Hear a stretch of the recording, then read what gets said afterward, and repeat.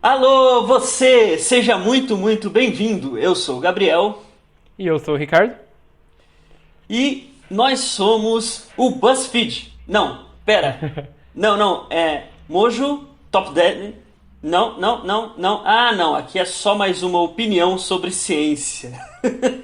Nossa, essa foi horrorosa. Falei que a piada ia ser sem graça, mano. Por quê? Por que que nós somos só mais uma opinião sobre ciência, Ricardo?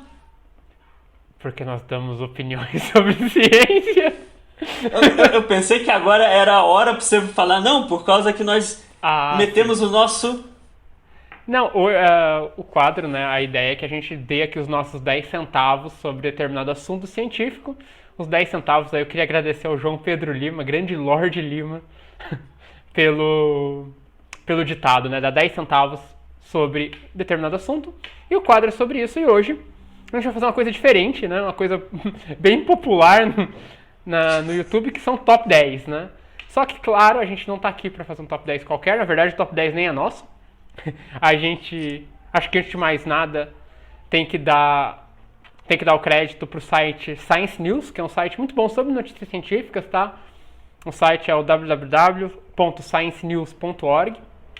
E eles fizeram um top 10 sobre resultados errados da ciência, mostrando que a ciência nem sempre acerta. Mas isso não é necessariamente um problema, que ela vai crescer a partir disso, certo? E eles montaram lá o top 10 deles, e a gente vai comentar um pouquinho sobre esse top 10 e sobre o que foi o erro, como foi o erro e como esse tipo de erro realmente acontece. Além de que eu acho que uma coisa bem educativa que a gente pode tentar fazer aqui é tentar explicar como é que funciona exatamente esse negócio, a credibilidade de um artigo científico, o Sim. quão é importante você pensar, não, esse artigo já foi refutado, o quanto que é importante quando você fala de uma teoria bem estabelecida. Acho que a gente pode tentar passar por cima de. Por cima não, né? Tentar falar um pouquinho sobre essas coisas. Mas antes de a gente ir para esse top 10, ou top 10, ou é muita palavra. Ah, não. Vamos vender o nosso jabá. Claro. Bom, nós somos originalmente um podcast, só mais um podcast sobre ciência. Nós lançamos nossos podcasts, em geral, semanalmente. Nós ancoramos ele lá no Anchor, né, esse site que nos permite ancorar, né, deixar os nossos podcasts lá de graça, e também faz todo o trabalho de redistribuição, né? Se você encontra hoje o nosso podcast no Google Podcast, no Overcast, no Spotify, em tantas outras plataformas, tudo isso é graças ao Anchor, tá? O Anchor faz isso pra gente não faz nada, a gente só joga lá e ele distribui. Para você ficar sabendo das nossas atualizações, a gente pede para que vocês vão lá no Facebook, procurem por só mais um podcast sobre ciência. Tem tanto a página quanto o grupo, tá? A gente aconselha principalmente o grupo por causa das políticas do Facebook, né? Políticas de notificação. Então lá no grupo aí você não perde nada, lá você realmente vai ter a notificação em tempo real, o tempo que a gente lança.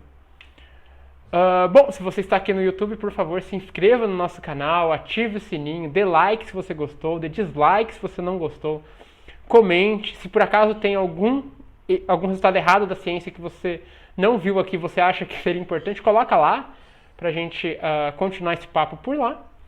E claro, se você quiser mandar um e-mail pra gente, o nosso e-mail é o smupsc1@gmail.com. Beleza. Bora lá? Acho que falamos tudo. Vamos. Bora lá. Antes de mais nada, a gente pode começar pela motivação desse artigo, né? E o que a Exato. gente tem de novo. Ótimo, né? Bom, recentemente a gente comentou, inclusive aqui no podcast, o caso da fosfina em Vênus, né? O caso da vida em Vênus. Na verdade, virou quase que uma saga, porque foi lançado um artigo, né, dizendo que eles haviam detectado fosfina na atmosfera de Vênus. Aí a mídia já extrapolou um pouco esse resultado, já ligou isso diretamente com vida, né, fora da Terra. Deu um estrondo midiático bem grande. E aí tiveram alguns artigos que vieram na sequência refutando essa detecção. Fosse porque talvez a fosfina que eles detectaram estivesse, na verdade, em outros compostos químicos, não fosse necessariamente fosfina. Talvez o método que eles usaram de redução de dados não fosse o melhor. E aí a gente comentou, né? Acho que foram uns 2 artigos bastante relevantes aí refutando esse artigo da fosfina, né, dizendo, não, ó, acho que vocês se equivocaram aí na sua metodologia. E hoje, né, no dia da gravação desse podcast, no dia 17 de novembro, o grupo original, né, o time original do artigo ressubmeteu uma revisão.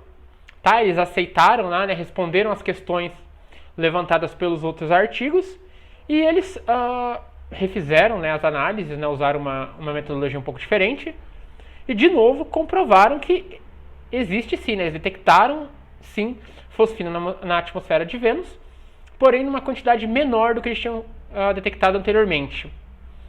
Tá? Então, quer dizer, na pior das hipóteses, né, aliás, na melhor das hipóteses, vamos dizer que o artigo agora esteja realmente correto, essas revisões que vieram, né, esses artigos refutando os resultados originais, na verdade não foram coisas ruins, foram coisas boas, porque ajudaram o artigo a melhorar, certo? O artigo ficou melhor, os resultados ficaram melhores.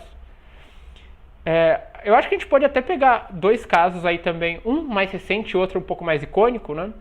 O mais recente foi o artigo sobre hidroxicloroquina que saiu no Lancet, naquela revista científica, que foi um artigo que dizia, né, na verdade a conclusão dele era que a hidroxicloroquina, né, ela aumentava o risco de problemas cardíacos em pacientes com Covid. E aí o próprio jornal retirou, né, fez uma retratação. Isso porque os dados que foram utilizados para a pesquisa não eram tão livres assim, eles não puderam ser acessados pelos pesquisadores. E aí o jornal achou por bem fazer ali uma retratação e tirar o artigo. Um caso um pouco mais, para quem trabalha com ciência, especialmente o pessoal da exatas, um caso um pouco mais icônico, foi o da médica Mary Tay, que ela redescobriu o cálculo lá em 1994. É uma história bem boba, assim, todos os casos que a gente está falando aqui, gente, não é desonestidade científica nem nada disso. Tá? O primeiro caso da fosfina em Vênus pode ter sido ali um erro na metodologia. O caso da hidroxicloroquina, parece que o problema, na verdade, era com o banco de dados, não necessariamente com a análise dos pesquisadores. É importante até ressaltar no caso da cloroquina que outros artigos acabaram chegando na mesma conclusão do artigo original, então sim, é mais a questão dos dados mesmo. Exato. Que também remete a uma questão de... O legal da ciência é que, desde que você use os mesmos dados da pesquisa original, com a mesma metodologia, você deveria reproduzir aqueles resultados. Isso é comprovar ou corroborar um resultado científico. Isso, e se for experimental, ele deve, em condições idênticas ou semelhantes, ele deve ter resultados idênticos ou semelhantes, ou dependendo da condição que seja, ele deve ser... o resultado deve ser reobtido. Isso, dentro da metodologia científica, se chama reprodutibilidade, que é um dos pilares do que é ciência ou não, né? Então, você tem que apresentar uma coisa e é exatamente por isso. As outras pessoas da comunidade científica têm que ter a possibilidade de reproduzir aquilo e verificar que é aquilo mesmo. Claro, né? Só para contar um pouquinho o caso da Mary Tay, que é um caso icônico, todo mundo da área de exata já ouviu esse caso, porque é um caso muito bom. Como quem é de exata sabe, o cálculo, né, como a gente conhece o cálculo, ele é atribuído a Newton e Leibniz lá no século XVII, então não é uma coisa necessariamente nova. Claro, né, o cálculo lá do Newton não é exatamente igual ao cálculo que a gente tem hoje, essa coisa algébrica, não, era uma coisa um pouco diferente. Mas a técnica, né, as bases estavam lá, não é nada novo. Em 1994, essa endocrinologista, a Mary Tay, ela estava estudando a tolerância de pacientes à glucose. E o que ela fez é que ela tinha uma curva, né, que era a curva lá de tolerância, e o que ela precisava era justamente a área debaixo dessa curva. E era uma curva, né, era uma curva contínua, bonitinha, não tinha como você como é que se diz? Não era um trapézio, nada disso, né? Era uma curva mesmo. E a ideia dela foi ela teve a ideia das somas de Riemann. Para quem não sabe o que é soma de Riemann, né? A ideia é que você tem lá uma curva, você desenha pequenos retângulos e você soma a área desses retângulos, certo? Esses retângulos, né, eles teriam uma largura infinitesimal, né? Quanto menor, melhor. E a altura deles seria a altura da curva. Então o que ela faz é muito, muito legal, porque é justamente isso. Ela desenha a curva, ela enche de pequenos retângulos ali e soma a área de todos eles. E ela classifica isso como, né, o nome do artigo é um modelo matemático para determinação da área total da curva debaixo da área total da tolerância de glicose e outras curvas metabólicas. O que ela fez, e que ela deve ter achado assim sensacional, era o que o Newton e o Leibniz faziam lá no século XVII. Vamos deixar em termos de atualidade, então, além de... Só para ter uma ideia, é bom saber de quando que vem isso, mas ela quis escrever um artigo propondo um modelo matemático sem ser matemática, sendo que qualquer engenheiro, físico, matemático, às vezes outras áreas que aí eu já não conheço, mas pelo menos esses eu garanto para você no primeiro ano veem exatamente o que ela estava criando no primeiro ano de faculdade. Às vezes você vê isso no ensino médio, dependendo do país onde você está ou do ensino médio que você está fazendo. É tão icônico porque a curva que ela faz é curva de livro didático de cálculo, tá? Qualquer um que já tivesse tido um curso de cálculo olharia para aquilo e falar: amiga, você está reinventando o conceito de integral. Ela, infelizmente, não fez. Não é desonestidade científica do lado dela, ela realmente, na cabeça dela, estava fazendo uma coisa excepcional. Faltou ali a questão do conhecimento, né? Ela realmente não conhecia muito de matemática, pelo menos de matemática mais, como é que eu posso dizer? Mais avançada, né? E tentou se infiltrar nessa área. O mérito dela... Sem conhecer, sem perguntar para as pessoas que entendiam disso, né? O mérito dela, claro, tá em que ela redescobriu o cálculo, sabe? Ela tá ali quase pouco mais de 300 anos atrasada? Tá. Mas ela realmente encontrou isso a partir dela, sabe? Isso é muito legal. Então, três erros diferentes, mas 3 erros honestos. E é sobre isso que a gente vai falar hoje. Não são erros a gente não vai falar de desonestidade científica. Não é cientista fazendo falsa ciência, nem nada disso. São erros que realmente acontecem, tá? Para quem começou agora na iniciação científica, ou no mestrado, ou no doutorado, vai passar por alguns momentos de: meu Deus, eu descobri a roda. Meu Deus, eu descobri uma coisa muito legal. E aí você vai ver que você acabou errando alguma coisinha no seu resultado, ou a sua interpretação não é a melhor de todas. É tiro e queda isso daí, né? Todo mundo passou por isso. Eu posso contar uma história particular da graduação, onde eu inventei um método para calcular quadrado de números. Então, por exemplo, 20 ao quadrado, 19 ao quadrado. Eu criei toda uma técnica, todo um rabisco lá que permitia calcular isso aí mais fácil. E achei que eu tinha inventado a roda. Não estava fazendo nada diferente. Mas enfim, vamos lá então. Na décima posição, a gente tem a descoberta de uma forma de vida um pouquinho estranha. Esse artigo é um artigo de 2010, tá? A gente aqui não vai ficar falando os nomes dos pesquisadores, até para não expor, né? Não é sobre isso. É um artigo de 2010. Esse artigo dizia que os autores tinham encontrado uma forma de vida um pouco estranha, porque era uma forma de vida que incorporava arsênio no lugar de fósforo nas moléculas biológicas. Esse argumento é um tanto duvidoso, um tanto assim, para ficar no básico. Primeiro, porque o arsênio ele é uma substância extremamente tóxica. Tá certo? O arsênio ele é considerado um dos 5 elementos químicos mais letais do mundo. O arsênio, pode-se dizer, ele é matéria-prima para o arsênico, que é um veneno que mata pessoas. Então, tava estranho aí essa nova forma de vida. Depois que foi feito ali Aliás, né, antes disso, o argumento era meio estranho, tudo, mas à primeira vista a argumentação era muito boa. Então, quer dizer, é aquela coisa de você chegou num resultado errado, mas você crê naquele resultado e aí você tenta explicar aquele resultado. E aí você inventa uma teoria linda e maravilhosa que funcionaria se o resultado estivesse certo. O que aconteceu foi que depois de uma revisão um pouquinho mais cuidadosa, a hipótese foi rapidamente refutada e a gente não tem nos livros didáticos hoje formas de vida à base de arsênio, né?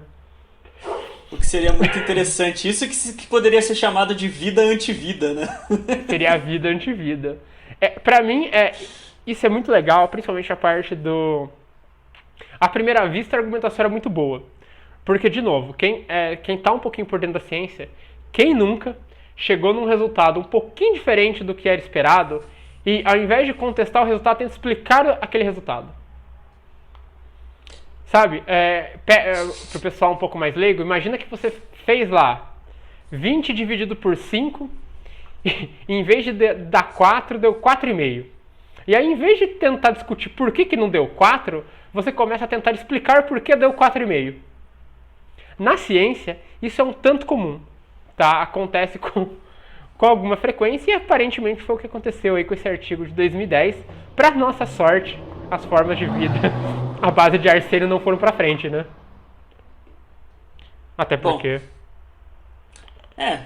só ia ser difícil dar um abraço no povo assim, né? Ia ser um pouco difícil. Podiam dar... É complicado. Na nona posição, a gente segue aqui no quesito bizarrice, tá? E agora a gente vai falar de uma forma de água estranha, tá?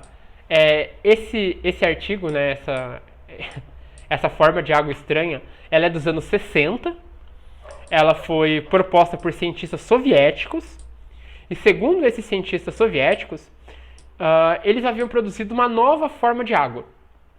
Essa água, como que ela era produzida? Ela era água normal, ela fluía, né, em alguns tubos estreitos, e após passar por esses tubos estreitos, ela se tornava mais densa e mais espessa, como é que eu posso dizer? Mais densa mesmo, tá?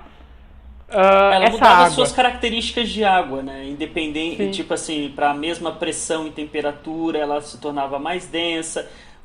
Se eu não me engano, a temperatura eu não lembro se era temperatura de congelamento ou de ebulição, mudava. A temperatura de ebulição ela era mais alta do que a normal, e a temperatura de congelamento dela era mais baixa que a usual. Os cientistas deram o nome de poliágua para essa substância, tá certo? E a ideia era que aparentemente essas moléculas de água elas estavam coagulando de alguma forma para produzir essa poliágua, essa água diferente. Muito suspeito, né? Muito suspeito essa criação de uma água diferente.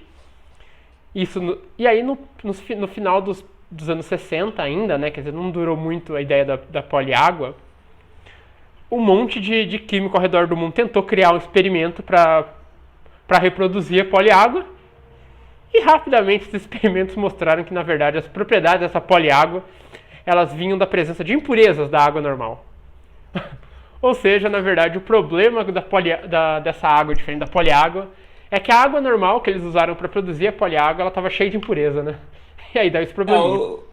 O problema é que a água normal que eles usaram para produzir a poliágua não era normal, né? Já estava batizada a água deles. Tava batizada. Aparentemente foi Será foi que um erro quem honesto, passou para né? eles foi um jogador de futebol?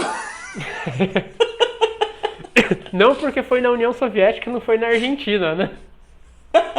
Mas, aparentemente é um erro honesto. Aparentemente eles só não foram cuidadosos o suficientes com a amostra deles. Tá? Mas aqui é claro aquela coisa do experimento, né? Ah, legal que vocês produziram essa poliágua, mas vamos tentar produzir também, né?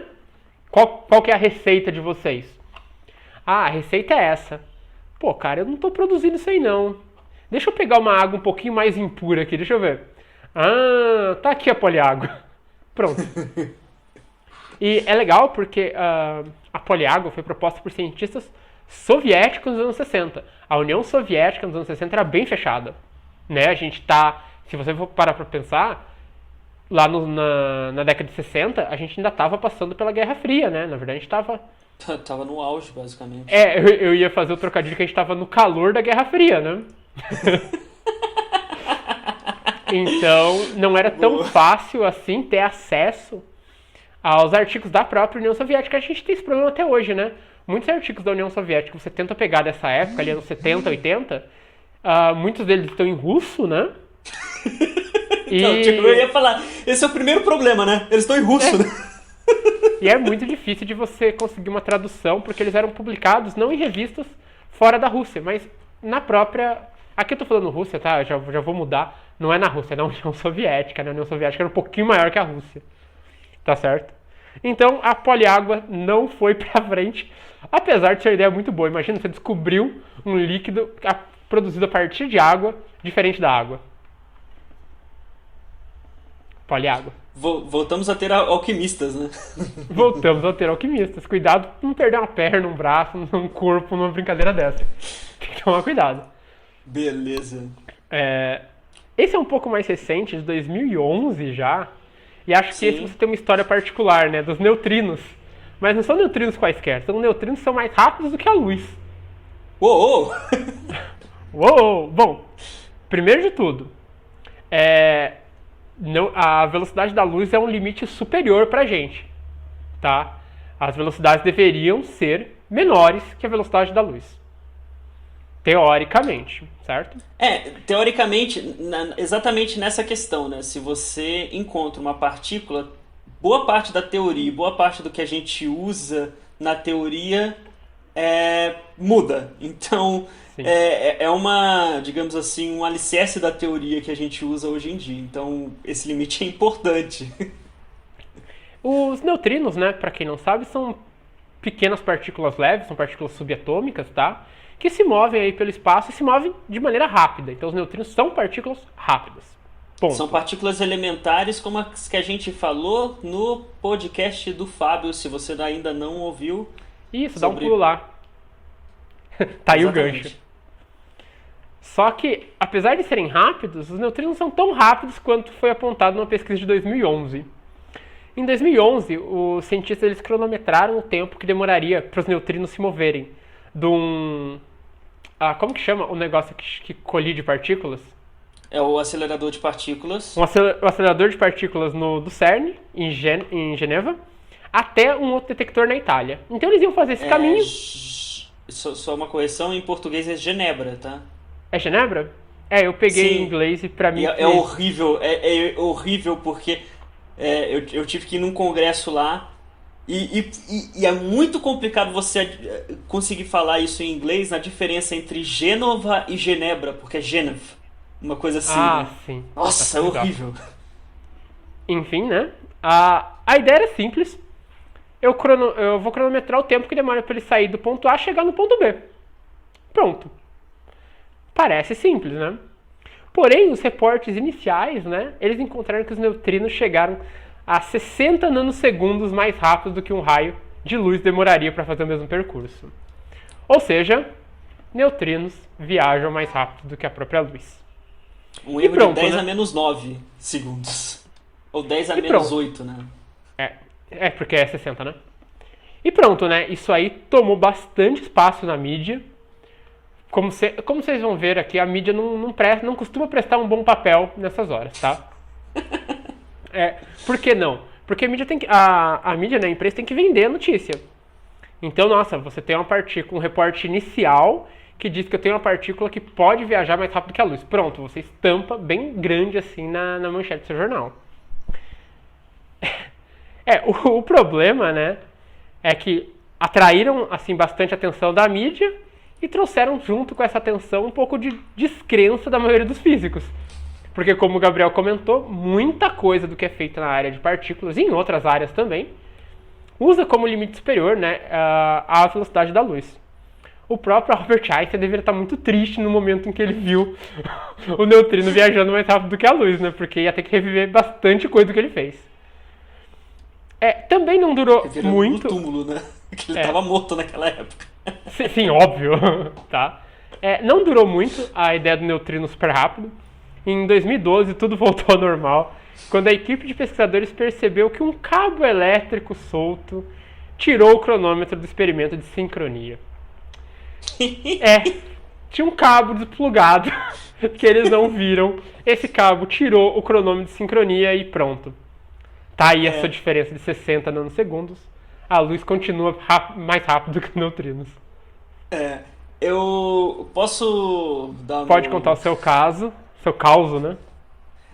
Primeiro só reforçar a ideia, quem gostar dessa parte, pelo menos, volta lá pro podcast do Fábio. do Fábio, porque o CERN, que é o laboratório que enviou o neutrino, né, o que recebeu estava na Itália, eu nunca lembro o nome do italiano, mas o que enviou foi o CERN, e os experimentos que o Fábio trabalha vêm desse acelerador de partícula. Mas foi engraçado porque em 2011 eu estava no meu último ano de faculdade, eu tinha matérias optativas, o Ricardo eu acho que chegou a ver a grade horária da física, a gente tinha muitos problemas para quem fazia bacharelado lá em ter matérias optativas que cobrissem o suficiente, e a gente acabava até fazendo algumas da licenciatura de optativas. E apareceu uma nova por causa de um professor novo, um professor muito legal que já esteve aqui também. Procure o podcast dele, o Júlio. Falando sobre mecânica quântica. Sobre mecânica quântica. E ele propôs uma matéria que eu não lembro agora o nome da matéria. Mas era ligada à relatividade. Nossa, era uma matéria, assim, era uma matéria de teórica, assim. Nossa, eu realmente não vou tentar arriscar o nome da matéria aqui, mas era uma matéria muito pesada em termos de matemática, matematicamente falando e tal. E para avaliar tinha que fazer um trabalho, e para cada um tinha dado um tópico. O tópico que eu peguei foi táquions. E táquions é o nome dado a umas partículas que foram pensadas teoricamente que seriam partículas mais rápidas que a luz. Então eu tinha que fazer um levantamento da bibliografia de pessoas que escreveram alguma teoria sobre uma partícula que pudesse superar a velocidade da luz, papapá. Beleza. Uma semana antes de eu apresentar o trabalho, esse artigo sai. O original ou o reboot? O original. Nossa, que legal. O original. É um artigo enorme. Tudo bem, as duas primeiras páginas é só nome de autor. Ou 3, não lembro. Mas era um artigo enorme. Olha, fiz o que eu pude para tentar introduzir ele no tópico, porque não tinha como negar, tipo, como eu tava falando exatamente disso, né? Historicamente o negócio já tinha sido meio que abandonado. De repente tem um experimento sugerindo que exista. Pronto. E no fim das contas, ótimo, eu apresentei o trabalho, tive que ler o artigo, mais trabalho, apresentei, um tempo depois foi esse Descobri cabo. que não tinha nada disso. E aí, se o Gabriel fosse muito egocêntrico, eu ficava pensando, esse cabo só se rompeu pra ferrar minha vida. Ah, claro. Eu acho que os autores do artigo, eles estavam realmente preocupados com a sua vida acadêmica e não com o resultado e com a reputação deles, né? Exatamente. Mas, de novo, erro honesto, né? Erro honesto. Eu acho que erro experimental é uma das coisas mais comuns, né? De acontecer. Calibragem, isso tudo é muito sensível, muito sensível. Todos esses equipamentos são muito sensíveis. A gente tem muito mais contato com o pessoal de observação. Meu Deus do céu, o tanto de coisa que tem que fazer já, porque por mais que você busque o melhor equipamento possível, ele já vai te trazer um monte de erro. Então você tem que ter processo para tirar esse erro. Então, são filtros, é complicado. Né? Você vai passando por filtros e filtros. Tem filtro, tem calibração do equipamento, né? Porque você tem que tirar uma imagem, você tem que tirar o dark, você tem que tirar o flat, só para ver os pixels que estão queimados no seu CCD. Então, tipo, é muita coisa. E para vocês verem o quanto é sensível esse equipamento, né? O cronômetro saiu de sincronia e o erro foi de 60 nanosegundos, da ordem de 10 a menos 8, né? Então, você vê como é sensível o equipamento. Na nossa 7ª posição, a gente tem outro tema assim, bastante... que aparece de tempos em tempos na mídia, que são as ondas gravitacionais de um universo primordial, né? já de cara, ondas gravitacionais já foram detectadas, tá? A gente já tem detecção de ondas gravitacionais. Não é dessas ondas gravitacionais que a gente está falando agora. Agora a gente vai chamar de ondas gravitacionais primordiais, pode ser, tá? Bom, o que são essas ondas gravitacionais?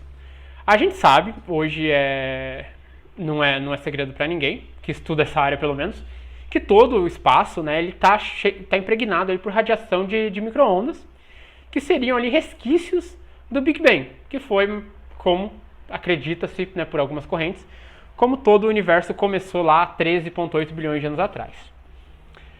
Existe uma teoria popular para explicar o detalhamento desse universo primordial, sabe, esse primeiro estágio do universo logo após o Big Bang, chamado de inflação. A ideia da inflação, né, ela prediz que a presença de alguns blips nessa radiação, que seriam realmente uns sinais, tá certo? Nessas radiações de micro-ondas, elas seriam causadas por ondas gravitacionais primordiais, que seriam resquícios, óbvio, das épocas ancestrais do universo. Então quer dizer que se você detectasse essas ondas gravitacionais primordiais, você teria, como é que eu posso dizer? Um resquício, né? Acho que é esse o nome, do que era o universo ancestral, aquele primeiro estágio do universo. Esse erro é de 2014, então é um erro bem novo. E em 2014, alguns cientistas reportaram o descobrimento preciso desse sinal. Eles mediram lá o sinal e encontraram exatamente o que eles estavam procurando. Simultaneamente, eles verificaram a existência dessas ondas gravitacionais primordiais, que já são preditas, né, pela teoria da relatividade geral do próprio Einstein, e também encontraram as evidências a favor da inflação. Então, de uma vez só, eles detectaram ondas gravitacionais, que é uma coisa predita já teoricamente, e de cara já corroboraram ali com uma teoria. Bom, apesar de suspeito, né, porque toda vez que você tem um boom desse, ele a princípio é suspeito. Apesar de suspeito, né, esse sinal ele era muito forte, aliás, ele era muito mais forte do que era previsto pela própria teoria da inflação. Então, quer dizer, já tem alguma coisa estranha, e a própria teoria que ele deveria corroborar não esperava um sinal tão forte. O que aconteceu? Aconteceu é que a análise da equipe ela não levou em consideração, ou pelo menos não levou em consideração de maneira correta, a poeira no espaço, que acabou distorcendo os dados que eles tiveram. Então, na verdade, a detecção deles ela foi poluída por poeira do espaço, tá certo? Porque eles não levaram em conta de maneira correta. As ondas primordiais, essas ondas gravitacionais primordiais, elas continuam sem ser descobertas até hoje. E o mais perto que a gente tem são ondas gravitacionais geradas por eventos cataclísmicos. Cataclísmicos, isso. Que é, por exemplo, a colisão de buracos negros, tá?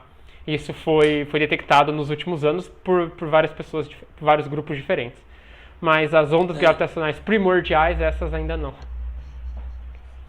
Vale encaixar aqui um erro anterior que eu já tinha comentado, porque o causador foi o mesmo, quando o pessoal media a densidade do universo, né, a densidade de estrelas em todas as direções da galáxia, achava que a gente estava no centro da galáxia porque a densidade era mais ou menos homogênea.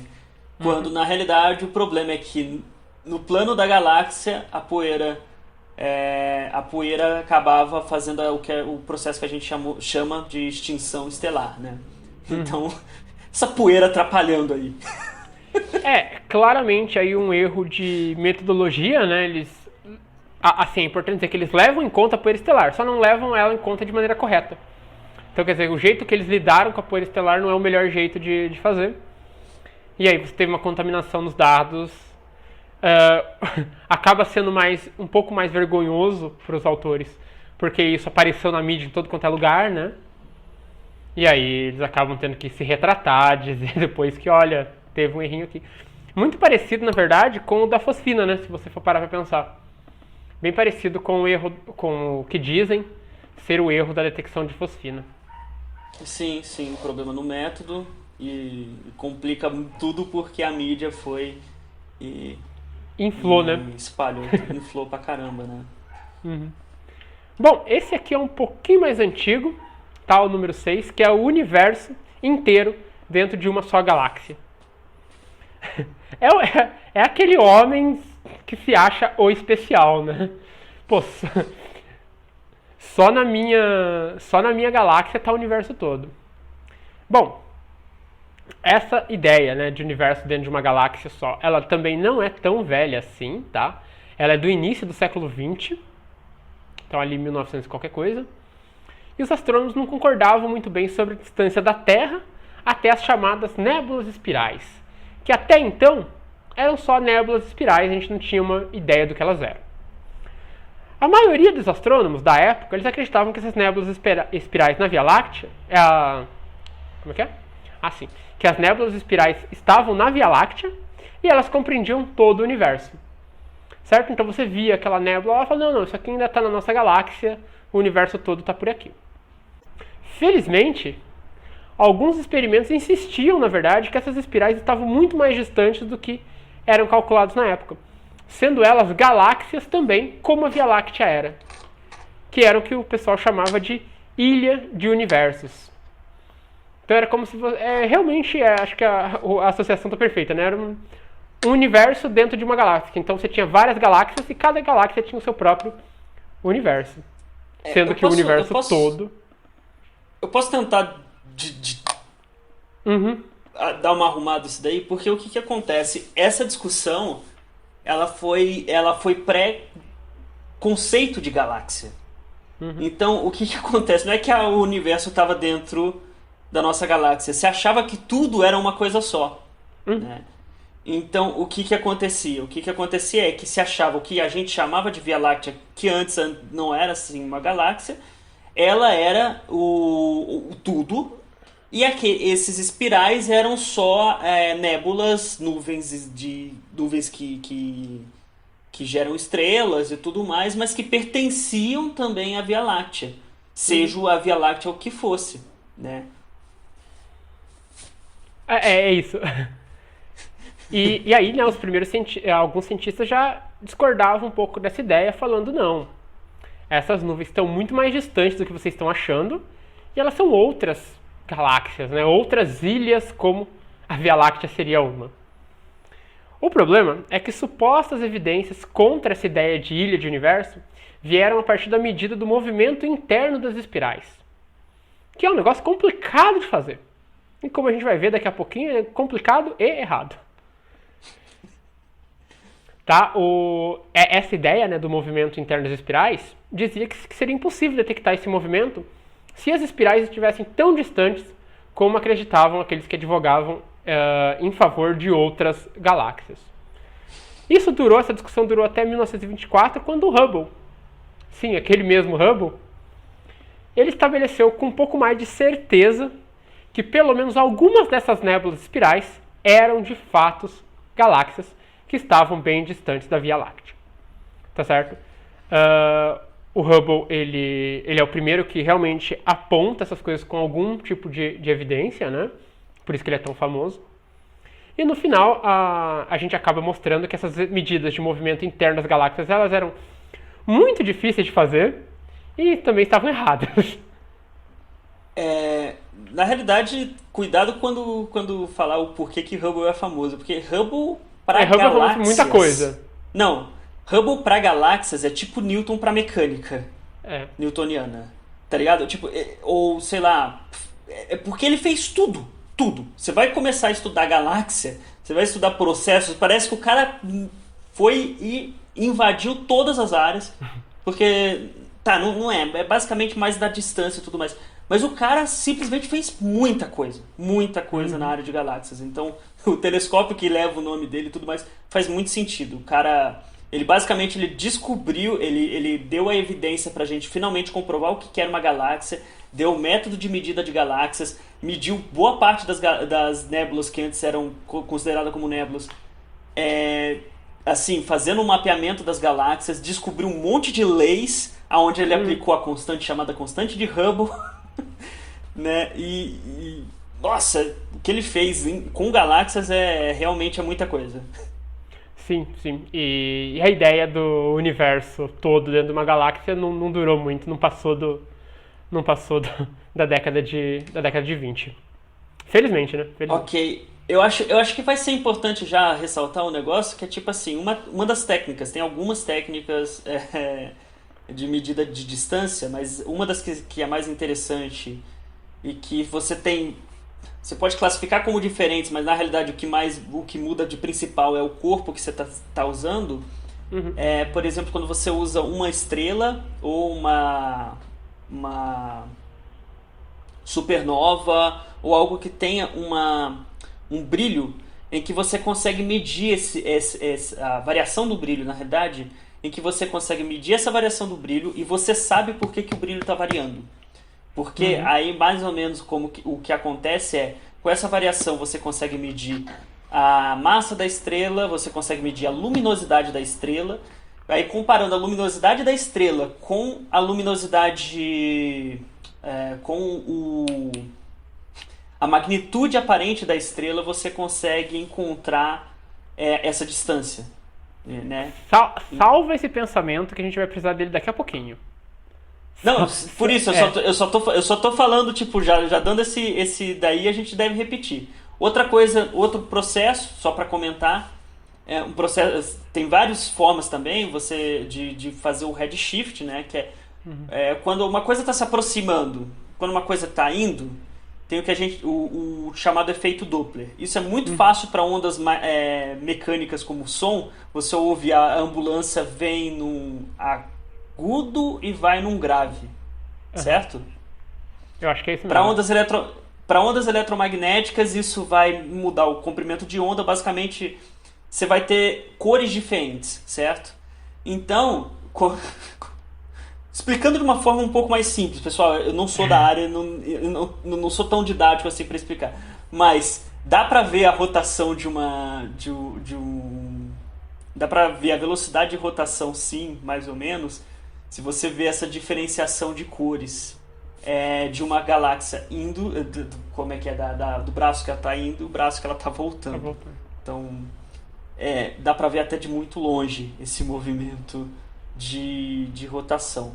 Esse movimento de rotação, na realidade, é muito importante também para outras coisas, como matéria escura, que a gente já comentou também no podcast. Maravilha, a gente já fez Vamos seguir a lista, porque tem muita coisa. Oi? Bom, a gente já fez bastante coisa no podcast, toda hora a gente puxa uma referência.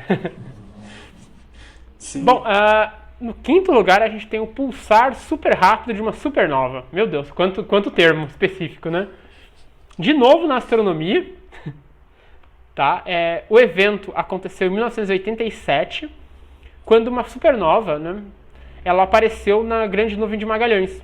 Ela seria a primeira explosão solar, aliás, não a primeira, mas a explosão solar mais próxima da Terra em vários séculos, tá certo? Então foi realmente um evento que aconteceu. Depois que aconteceu esse evento, então 1987, tá? É razoavelmente novo aí. Foram feitas observações subsequentes buscando um sinal de um pulsar, que seria uma estrela de nêutrons girando, que deveria estar ali no meio dos detritos dessa explosão de supernova. Então, todo o processo de explosão de supernova, né? Então você tinha ali a sua estrela está morrendo, ela explode numa supernova, aí ela pode virar um buraco negro, pode aparecer um buraco negro, pode aparecer uma estrela de nêutron, depende das massas, tem umas coisas assim. Nesse caso, esperava-se que aparecesse uma estrela de nêutrons girando ali no meio dessa bagunça toda. O problema é que esse possível pulsar que eles estavam buscando, ele ficou escondido até 1989, quando um rápido sinal, um sinal rápido e repetido, um sinal de rádio, foi indicando a presença de alguma coisa girando muito rápido, apareceu onde aconteceu essa explosão de supernova. Então pronto, né? Tem um sinal que é rápido, que é repetido, de alguma coisa girando naquele lugar onde deveria ter uma coisa girando. Pronto, encontramos o nosso pulsar, né? Esse sinal, ele emitia aqueles bips, né? Aqueles sinaizinhos de rádio próximo de 2.000 vezes por segundo. Então, era um sinal realmente bastante rápido. O problema é que ele era rápido demais, tá? Ele era muito mais rápido do que era esperado na detecção. Então, já veio ali a pulga atrás da orelha.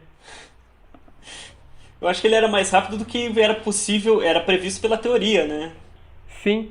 O... Tanto que os teóricos já começaram a criar teorias ali para explicar esse pulsar meio bizarro. O problema é que depois de uma noite de pulso contínuo, o pulsar desapareceu misteriosamente. Então quer dizer, você tinha um sinal muito rápido, muito forte, num lugar onde deveria ter um sinal, e de repente esse sinal some. E aí, de novo, lá vão os teóricos tentar explicar por que o sinal desapareceu. Então, em vez de questionar outras coisas, não, vamos tentar explicar o evento. O pulsar girou muito rápido, foi vomitar, né? Saiu pra vomitar. Alguma coisa assim. Piada idiota. Foi. Porém, os teóricos não precisaram ficar perdendo tanto tempo assim, porque logo no começo dos anos 90, né, então o pulsar foi detectado em 89, o pulsar, aspas, detectado, aspas, em 89. Já ali no começo dos anos 90, os operadores do telescópio resolveram usar de novo a câmera que eles usaram para guiar o telescópio, colocar a câmera de volta para serviço. O que aconteceu quando eles religaram essa câmera? O sinal voltou. Só que agora, o mesmo sinal apareceu, só que ao redor de restos de uma supernova diferente. Mesmo sinal que eles tinham detectado lá 2 vezes, com aqueles bips 2 vezes mais rápidos, que tinha sumido, apareceu de novo. Que coincidência estranha! Que coincidência estranha! De fato, a coincidência era muito estranha, porque o sinal, na verdade, era um erro da própria câmera. Era um problema eletrônico da câmera. Ou seja, não tinha nenhuma mensagem do espaço, não tinha nenhum pulsar aparecendo ali. Ou pelo menos podia ter, né? Mas ele não estava pelo menos sendo detectado. Não foi o caso. Foi um erro de câmera, erro de instrumentação. Erro de instrumentação é complicadíssimo, né? Porque é bom lembrar que, além dos cientistas, né, todos os teóricos que trabalham nesse tipo de coisa, existem técnicos muito competentes para tomar conta só de calibragem de equipamento, só de instrumentação. E mesmo assim, hora ou outra, um problema desse acontece. Acho que, se não me engano, já é o segundo que a gente fala aqui de problema de equipamento, não foi? Teve o problema também pelo menos, tem o do neutrino. Do neutrino que eu lembro, foi um erro de equipamento. Né? Física e astronomia experimental, né? Acontece. Não tem muito o que dizer. Acontece. Eu imagino quanto eles devem ter ficado frustrados quando eles ligaram a câmera de novo e o sinal voltou. Porque, legal, detectamos um negócio absurdo. O negócio absurdo sumiu. Mas, sem problema, a gente tem ali um monte de teórico já trabalhando em explicar por que isso aconteceu. Quer dizer, vai dar bom, né? Vai dar bom. Aí você liga o negócio detecta o sinal de novo. Você fala, não. Hoje não. Aí você chora, né? Não, literalmente, hoje não, hoje sim, cabe aqui, sabe? Você liga a câmera e espera pra não detectar nada. Aí você fala, hoje não. Hoje sim! Hoje sim! Foi mais ou menos o que aconteceu. Grande Kleber Machado? Grande Kleber Machado. Saudades, Rubinho. Abraço, Rubinho Barrichello, nosso ouvinte aqui. E também o Kleber Machado, também nosso ouvinte. Bom, vamos continuar aqui com a astronomia, continuar com pulsares, ou pulsares, não sei qual é o plural de pulsar. E foi pertinho dessa detecção estranha, foi em 91, quando os astrônomos reportaram o melhor caso até então para a existência de um planeta ao redor de uma estrela que não era o Sol. Tá? Então, lá em 91, a gente não tinha exoplanetas ainda, mas os cientistas já estavam com essa ideia. A gente não pode estar sozinho, a gente não pode ser o único sistema planetário, então vamos tentar encontrar quais são ali as condições, né, para que existam planetas ao redor de estrelas. Nesse caso que foi reportado, o melhor caso, a estrela seria, na verdade, um pulsar. Que é, de novo, né, uma estrela de nêutrons que está girando ali, que estaria, nesse caso, né, girando a mais de 10 mil anos-luz da Terra. Então, essa era a condição. Até aí, bom, estudo teórico, né, precisamos de de experimentos, vamos tentar observar esse tipo de coisa.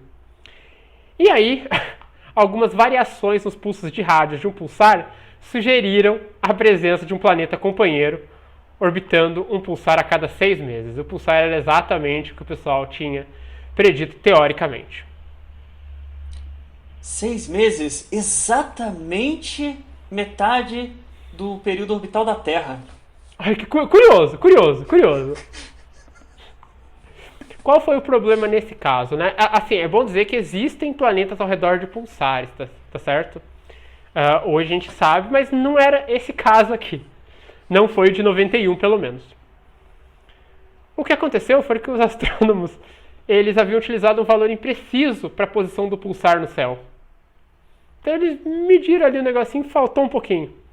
De forma que esse sinal que eles detectaram, esse sinal anômalo, na verdade não era um planeta, mas era o movimento da Terra ao redor do Sol. Pois é, né? Bom, aqui já é um erro de instrumentação e um erro também da metodologia, né? Sim. O artigo não deixa, pelo menos a notícia, né, que está no Science News, não deixa tão claro se foi um problema puramente de instrumentação, né? Ou se foi um problema de apontamento mesmo de quem estava operando o detector, né? Um instrumento. E posição honesto, né? das coisas no céu são extremamente importantes para o pessoal de observação. Não só porque você tem que saber onde apontar, mas exatamente para poder prever com precisão as coisas, onde você tem que apontar. Afinal de contas, se você está olhando com um telescópio, seu céu está aumentando. E nisso é muito importante catálogos grandes, né? Tipo, existe que deu um boom assim, foi a missão Gaia, se eu não me engano, fez um mapeamento de muitas. Eu acho que está fazendo ainda, não tá? Tá para acabar. Tá para acabar, mas continua fazendo. Mas tá em atividade, suspeito, qualquer coisa suspeito. A gente corta. Confira na descrição. Mas isso é extremamente importante, saber o posicionamento. E de novo, tipo, é o contato que a gente teve. Eu não sei se você chegou a fazer observação e tudo mais, mas olha... É enrolado. É enrolado. É GPS, é o horário que você tem que estar, é a latitude e longitude exata da Terra. Então tem um monte de coisa. Cara, é muita coisa para considerar, porque afinal de contas você está tentando observar coisas que estão a distâncias absurdas, enquanto você está em vários movimentos ao mesmo tempo, porque a Terra, para quem não sabe, ela está movimentando de várias formas diferentes até. Não. E ela não é um disco. Mas enfim. Tirando isso. É um globo girando, olha só. Curioso. Bom, na nossa terceira posição, agora a gente vai começar a falar de datação, tá? E datação é um negócio complicado. Por que datação é um negócio complicado? Porque tem várias maneiras de você datar determinado fenômeno, tá? Sei lá, você pega ali um objeto arqueológico que você achou, né? Você tem algumas maneiras diferentes de datar aquilo. E algumas datações vão discordar bastante uma da outra. Tanto que a gente, quando fala de datação, a gente não fala uma data específica, a gente já coloca ali um intervalo, em geral, mais ou menos grande, né? E no nosso terceiro lugar, a gente vai falar da idade da Terra. Aqui começa o pessoal que acha que a Terra e o universo têm ali 4.000 anos, um pouquinho mais, um pouquinho menos que isso. Então, essa é a hora que esse pessoal fecha ali o vídeo, dá o like ou dá o dislike e vai embora. Mas, se você acredita que a Terra é um pouquinho mais velha do que 4.000 anos, saiba que você não está sozinho. Lá em 1700, o naturalista francês, o Georges-Louis Leclerc, ele estimou uma idade da Terra de aproximadamente 75.000 anos. Então, lá em 1700, ele já deu essa estimativa e ele próprio reconheceu que ela poderia ser muito mais velha. Tá certo? Então, ele deu ali o que seria um limite inferior, né? 75.000 anos. Já no século XIX, alguns geólogos já acreditavam que a Terra seria ainda mais velha, tipo, com idade de centenas de milhões de anos ou mais. Tudo isso para poder levar em consideração a formação da Terra, tá certo? O que você encontrava ali nas camadas terrestres, toda a história da Terra própria. Então, ela não poderia ter 75 mil anos, ela teria que ter ali centenas de milhões de anos. Até que em 1860 chega o nosso queridíssimo Charles Darwin com a sua nova, na época, teoria da evolução. E a teoria da evolução do Darwin, ela apontava para uma Terra ainda mais velha do que essas centenas de milhões de anos. Tudo isso para poder dar tempo das espécies evoluir, tá certo? Então, o Darwin olha por outra perspectiva, né, diferente dos geólogos. Ele olha ali para vamos chamar aqui de relógio biológico das espécies. Para que desse tempo ali de acontecer toda a evolução, a Terra teria que ser ainda mais velha do que a proposta lá pelos geólogos. Bom, até aí tudo bem. O problema é que uma pessoa, né, um físico, ele decidiu calcular quanto tempo demoraria para um planeta quente, ele derretendo mesmo, para ele esfriar, para ele congelar. Não vou dizer congelar, tá? Esfriar mesmo. Congelar tá errado. E a ideia desse chegar físico, à temperatura ambiente, vamos deixar assim. É que quando você fala da Terra congelando, ela resfriava, né? Enfim, a ideia desse físico era muito boa. Porque a ideia dele era medir quanto tempo demoraria e tá dado. Essa é a idade da Terra. Matou. A ideia parece muito boa. Ele fez isso e ele aplicou ali uma idade limite, que seria o limite superior de 100 milhões de anos. Tá? Um pouquinho mais tarde ele até disse que esses 100 milhões de anos era um limite bem superior e que a idade seria ainda muito menor do que isso. Como a gente sabe hoje, os cálculos deles estavam errados, né? Mas aqui é muito legal, porque não há... como é que eu posso dizer? Não é nem negligência, não há erro, não é nem... Como diria um jornalista que a gente acompanha bastante, nem errado ele estava. Tão estranho era o resultado dele, nem errado ele estava. Por que ele não estava errado? Porque de acordo com os cálculos dele, ele estava correto. Tá? Se levasse em consideração tudo que ele levou em consideração, era aquilo mesmo. O problema é que esse físico, ele sabia bastante de matemática, mas não sabia muito sobre radioatividade. E aí ele não levou em consideração o decaimento radiativo dos elementos da Terra. Porque esse decaimento radiativo... É importante dizer que ele não sabia porque não tinha sido descoberto ainda, não foi? Eu não tenho certeza se não tinha sido descoberto, mas certamente não era uma coisa difundida. Então meio que ele não tinha culpa de não saber. Ele só era ignorante nesse assunto porque era o que tinha para ser. Tá? Não tinha como ser melhor que isso. Isso é um aspecto interessante também de quando a gente tem um resultado extraordinário, porque quando você verifica que que as contas não batem com a teoria que você tem, quando você comprova que as suas contas estão certas e que as suas medidas estão certas, esse é o outro caso. Quer dizer que tem alguma coisa que você não está considerando. Na ciência, isso serviu já para descobrir muitas coisas importantes. Que é alguma coisa que você não está considerando que você não sabia. Eu acho que a gente pode citar aqui justamente a questão da matéria escura, né? Que é uma coisa que a gente não conhece.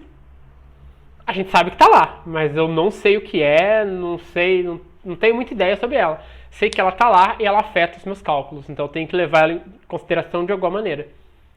E aí a gente remete lá para o podcast com o José Fernando. Para quem não sabe, vai lá. Ele vai falar um pouquinho sobre cosmologia. Bom, voltando, né? Por que esse problema... Por que ele não saber radioatividade é um problema? Porque o decaimento radioativo dos elementos da Terra, eles adicionam muito mais calor a essa mistura que esse físico considerou, prolongando dessa forma o tempo de resfriamento, ou seja, esses 100 milhões de anos que ele usou que ele previu, né, como limite superior, na verdade estavam bem errados, tá? Bom, eventualmente a gente teve outras estimativas da idade da Terra, agora sim baseado nessas taxas de decaimento radioativo, né? É importante falar, né, que especialmente, desse decaimento radioativo, especialmente levando em consideração os meteoritos, teriam se formados ali mais ou menos no mesmo tempo da Terra. Se você quer saber um pouquinho mais de meteoritos, a gente aconselha o podcast da Daniela, onde a gente falou sobre Bramon. E sobre e que é detecção uma de agência meteoros, que meteoritos. monitora exatamente a queda de meteoritos.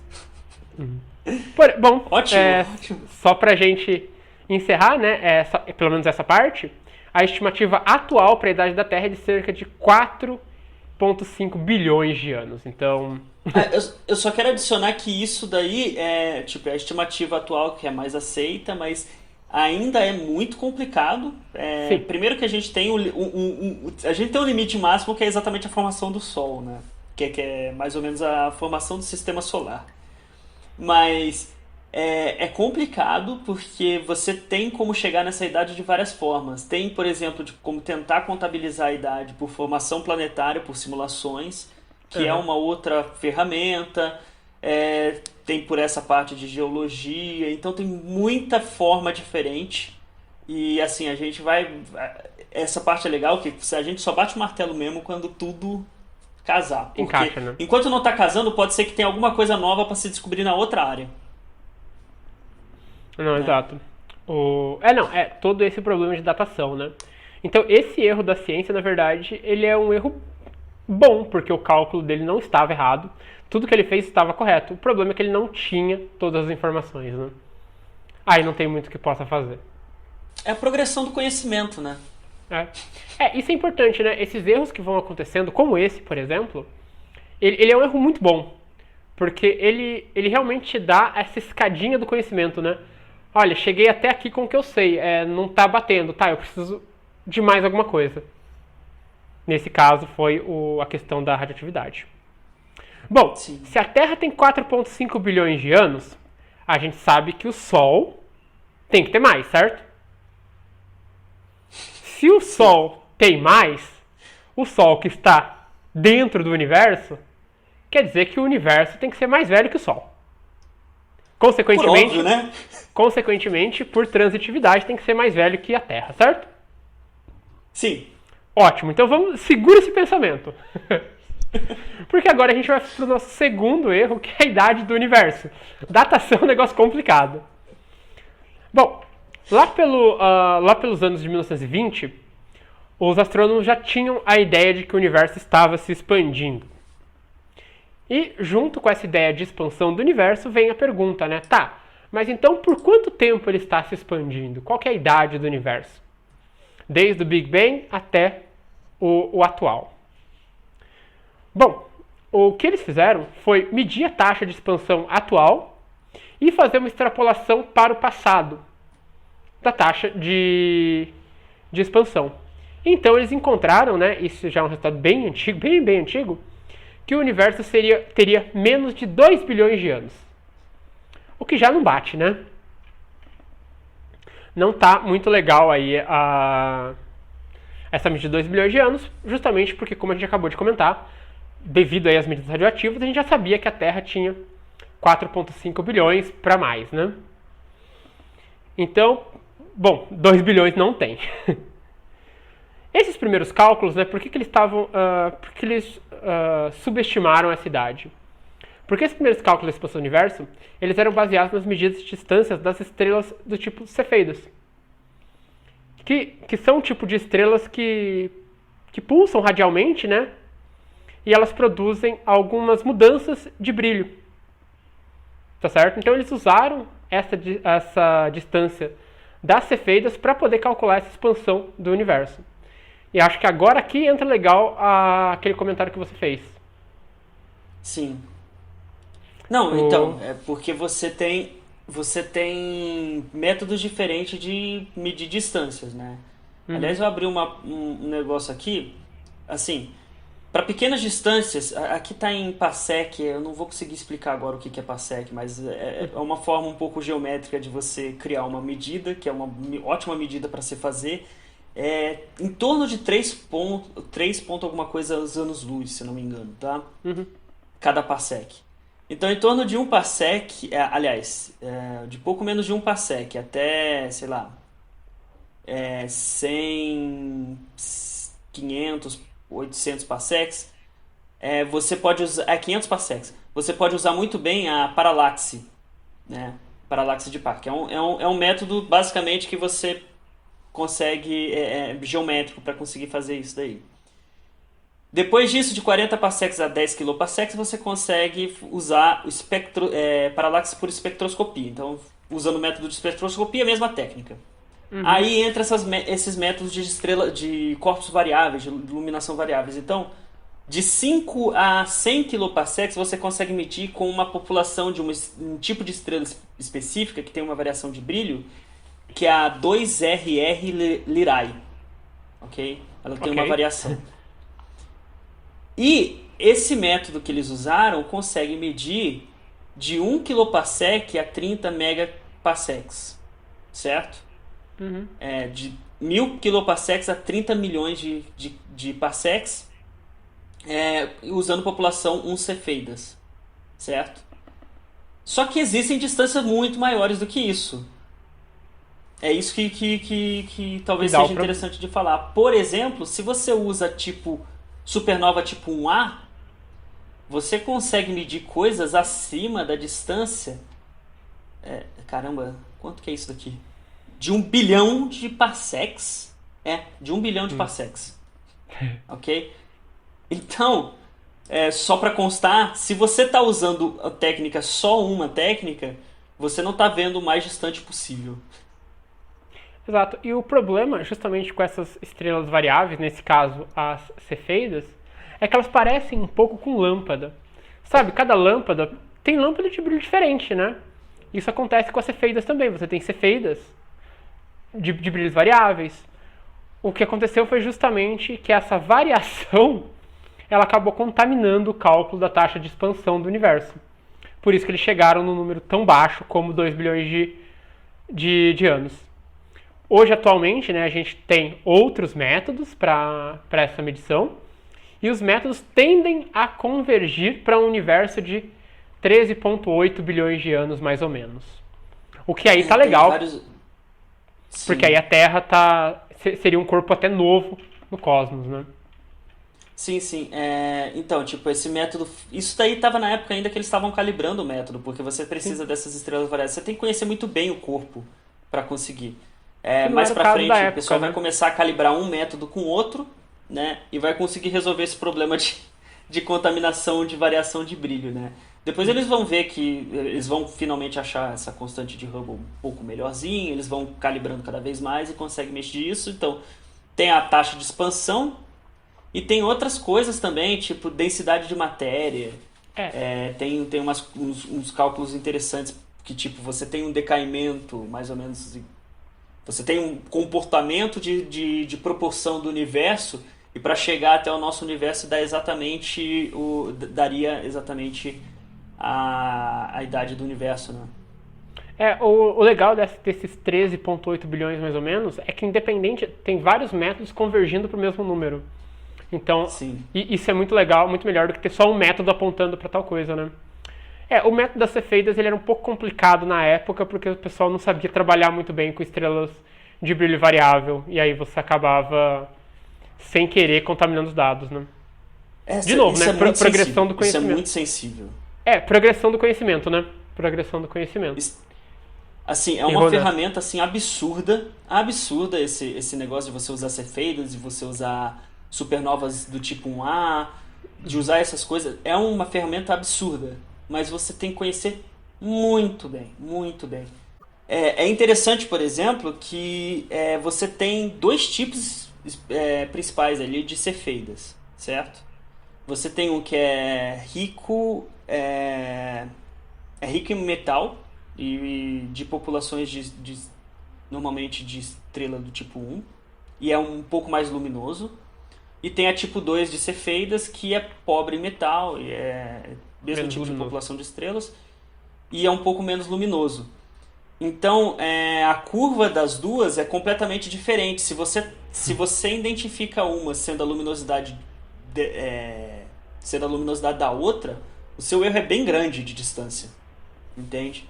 Então são coisas sensíveis. Então são dois tipos de cefeidas hoje que se conhecem, que são basicamente as ricas em metais e as pobres em metais. Hoje se consegue identificar muito bem isso daí. O que você soma a essa medição é a composição espectroscópica. Então você tem que fazer uma análise espectroscópica antes para descobrir qual tipo de cefeida que é para poder classificar. Que não era o que eles tinham na época. Sim, são Não coisas que se vão descobrindo, né? Erro importante também, né? Bom, o último, e talvez o mais importante, né, desses ciências que não deram tão certo assim, a gente vai falar do geocentrismo. Ah, o geocentrismo, né? De novo, assim, parece idiota falar de geocentrismo hoje, mas como a gente vai ver, o geocentrismo remete a relatos lá da Grécia Antiga. Tá certo? Então você tem que aqui dar um tapinha nas costas lá do Aristóteles e falar, não, tudo bem, Aristóteles. Sabendo o que você sabia, tava legal o seu modelo geocêntrico.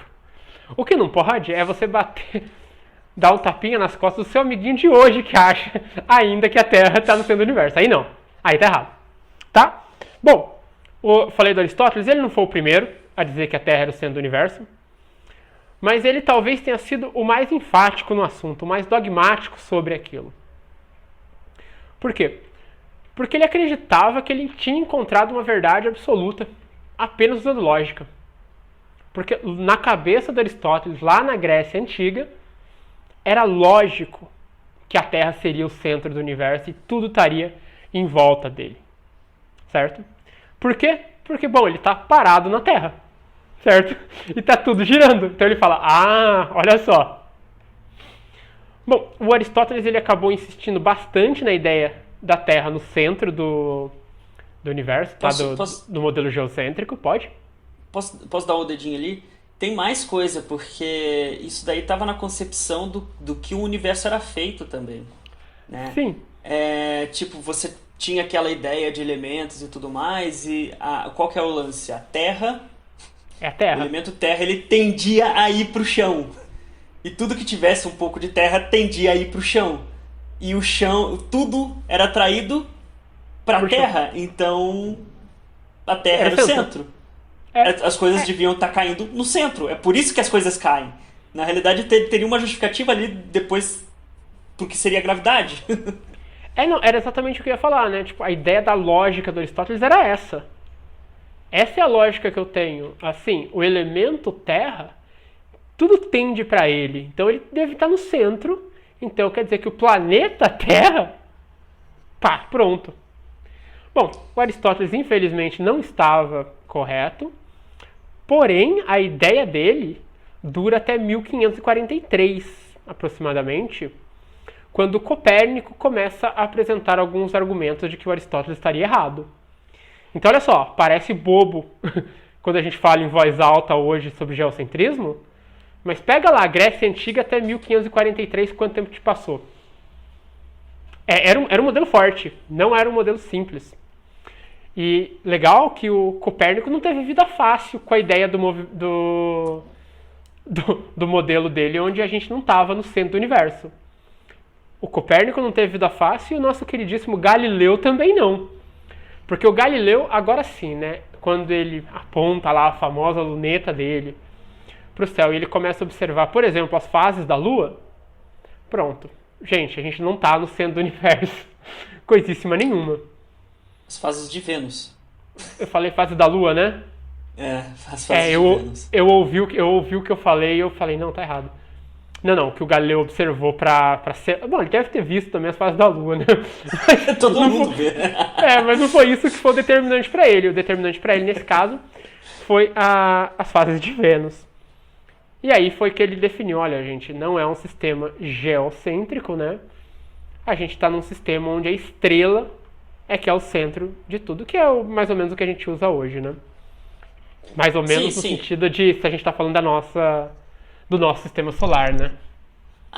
Vale só dar uma como é que é? Porque o pessoal... Existem até certos gurus muito influentes na política brasileira que são geocêntricos. Eu não sei se esconde hoje, mas eu antes de ele ser famoso, eu já tinha visto o vídeo dele defendendo essa porcaria.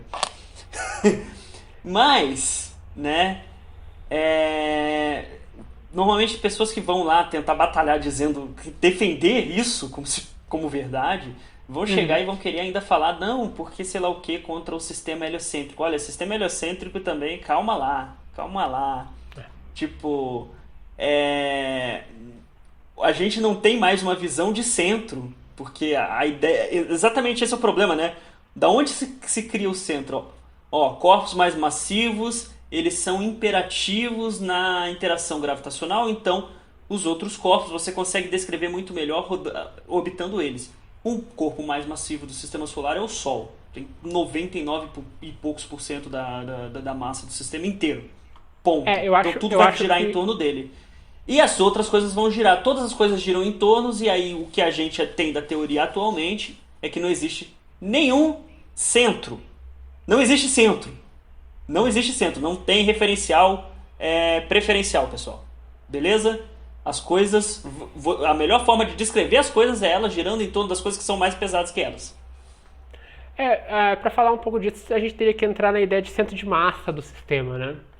Que aí sim te daria uma ideia de centro, e não é o caso do nosso sistema solar, porém o centro de massa não precisa ter um corpo ali. Ele pode ser um lugar. Tá certo? Você não precisa estar rodando. E para achar o centro de massa de tudo, o centro de massa do universo, você tem que conseguir ver completamente o universo. Sim. Como o Gabriel comentou. Calma lá. Como você comentou, né? Pelo Sol conter ali mais de 99% da massa do nosso sistema, o centro de massa estaria muito perto dele ou em cima dele, e aí quer dizer que considerar ele como corpo central é muito, muito cômodo. Mas assim, você até falou, nessa porcaria não serve. Hoje, eu sou totalmente pró passar pano para Aristóteles, porque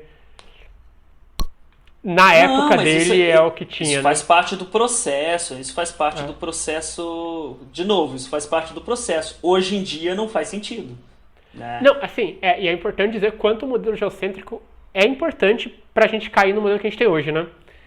Assim, não tinha outro, né? Sim. Ele é o primeiro que se interessa por essa coisa dos corpos se movendo, ele teve que dar um centro.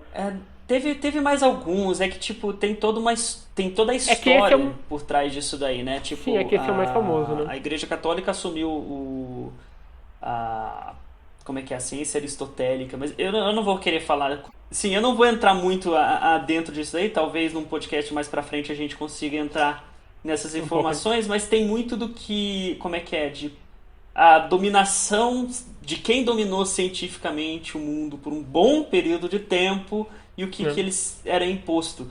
Tanto que a quebra, o que dificultou a vida de Copérnico, de Giordano Bruno, de Galileu e tudo mais, era exatamente essa galera que era dominante nisso, né? E que também, tipo, assim, tem que se estudar tudo do jeito que as coisas aconteceram, né?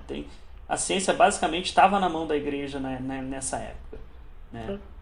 Não que a produção científica estava levando exatamente a ciência do jeito que deveria, mas também existe uma ou outra coisa ali que estava rolando. Né? Mas isso muito pano pra manga. Não tem muito complicado falar desse período. E é muito complicado você ter evidências que são refutadas sem lógica científica, mas com outro tipo de lógica. Não é isso. As coisas estão invadindo os espaços errados, assim como a gente comentou no podcast passado. Exato. Fica a dica. Mas assim, quando você sai de um modelo geocêntrico para um modelo heliocêntrico, é uma quebra muito grande de paradigmas. Tá? Não é uma transição suave. Não é aquela coisa, não, a gente está caminhando. Não. É tipo, geocêntrico quebra heliocêntrico. E talvez essa época, quem controlava a ciência não fosse tão a favor disso. E não é nenhuma crítica propriamente à instituição merece crítica a instituição nessa época, sim. Não, sim, mas a própria instituição reconhece que fez errado. Não, concordo, mas assim, não merece críticas por causa da época, né? Você tem que situar isso historicamente, né? Hoje é muito fácil falar que a decisão foi errada, porque é óbvio que está errado. Mas a gente não consegue imaginar quais seriam as consequências para a época, né? Porque, obviamente, a gente não estava lá. Isso é material para um historiador. Isso é muito material para o historiador. O nosso trabalho aqui é apontar que o geocentrismo estava errado, mas que foi útil, né? Foi um erro útil para a gente chegar onde a gente está hoje. E é isso, a gente por conseguiu incrível passar... que pareça, eu acho que uma coisa que vale a pena lembrar é, por incrível que pareça, assim, demorou bastante tempo até o pessoal perceber que não adiantava tentar consertar, mas foi, digamos assim, uma rolha que tapou um buraco por muito tempo. Sim. Porque, tipo assim, o pessoal conseguia explicar muitos movimentos com isso, e aí foram criando os epiciclos e tudo mais, mas isso daí já era no limite, mas as medidas que faziam para prever o movimento das estrelas e tudo mais funcionavam muito bem. Né? É legal falar, né, que os epiciclos já eram uma forma de tentar salvar o modelo geocêntrico, né? Eram os teóricos frente ao modelo que não estava funcionando, tentando remendar ele. Mas não deu. Sim. Legal. Não deu. Legal, chegamos no final, conseguimos passar pelos 10. Eu acredito que essa questão da fosfina, se realmente estiver errado, né, tem que ver como é que vai desenrolar, porque parece ser uma novela isso daí, ainda vai durar um pouquinho. Mas é bastante legal da gente acompanhar esses erros e ver erros diferentes, de todo tipo, de toda sorte, e como a ciência se beneficia disso, né? Porque é o que a gente fala, né? Assim, você não tem que acreditar cegamente no que o cientista está te dizendo. Mas você tem que saber como contrapor o que ele falou. Entendeu? Opinião não é ciência. Isso é bastante importante. Você pode falar assim, olha, eu não acredito aqui no seu modelo de terra, no seu modelo de sistema, por causa disso, disso, daquilo.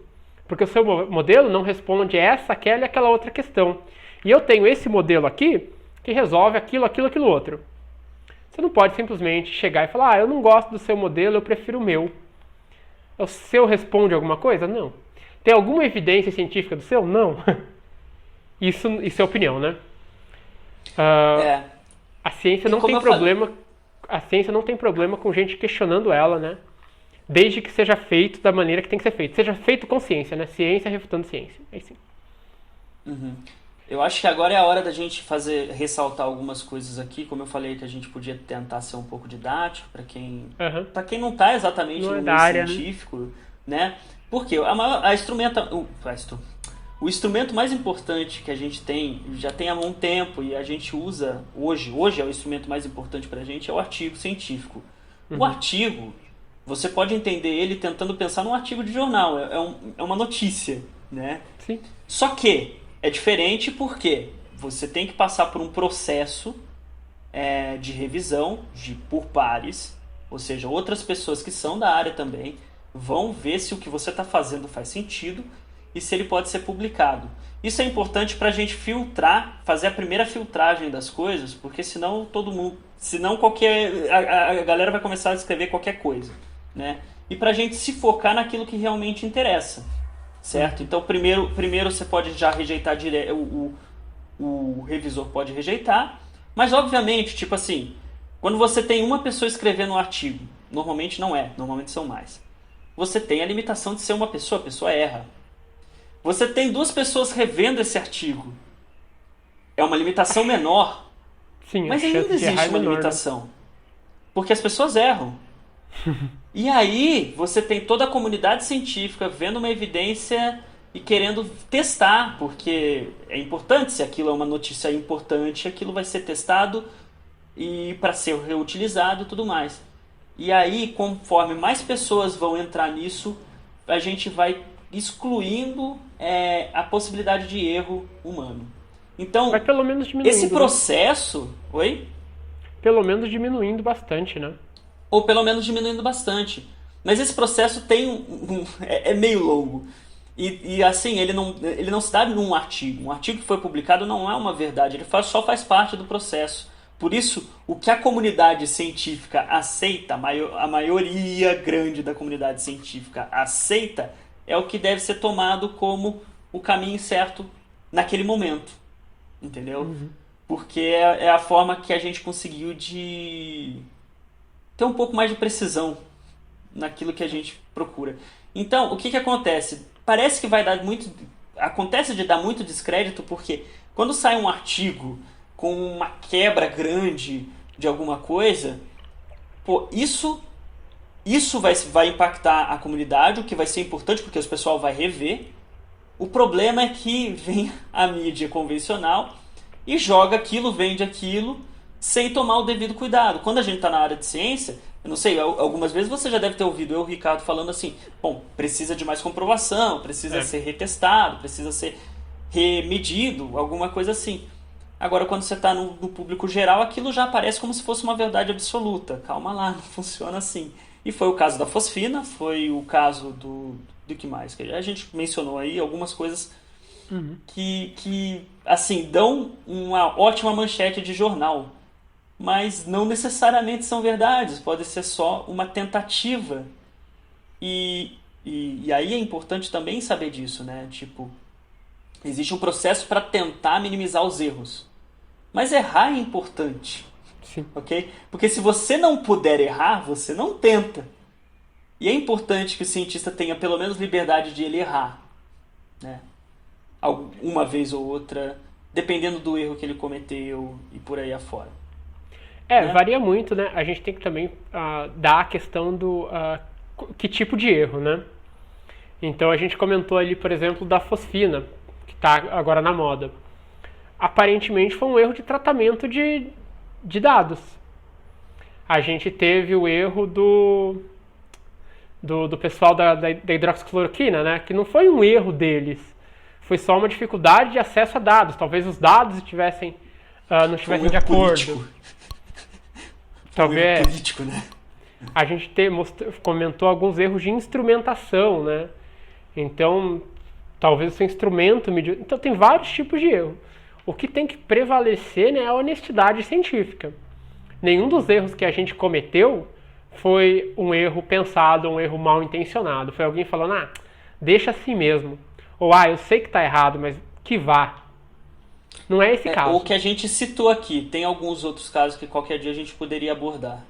Mas isso aí normalmente puramente... é rapidamente descoberto e é bem claro quando isso acontece.